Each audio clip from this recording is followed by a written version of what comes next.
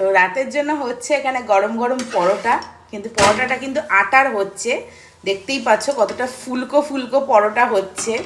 Actually লুচি ফুলকো ফুলকো হয় আর রুটি ফুলকো ফুলকো হয়, পরোটাও কিন্তু ফুলছে, মানে ফুলকো ফুলকো হচ্ছে। যাই হোক, আর এখানে হচ্ছে আমাদের কিন্তু তেল ছাড়া ঘুগনি, ঠিক আছে, মানে তেল ছাড়া, মানে সেদ্ধ করা, প্রেশার কুকারে সেদ্ধ করা হয়েছে।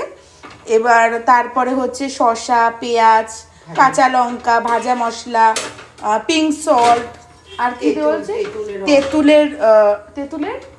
তেঁতুলের রস, গোলমরিচ গুঁড়ো, সব কিছু দিয়ে ওর ব্যাপারটাকে মানে একটু মিক্স আপ করা হয়েছে।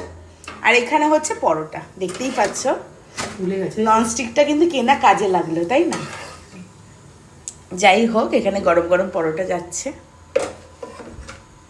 এই হচ্ছে আমাদের রাতের ডিনার। তোমাদের রাতের ডিনার কি আছে অবশ্যই কমেন্টের মাধ্যমে জানিও।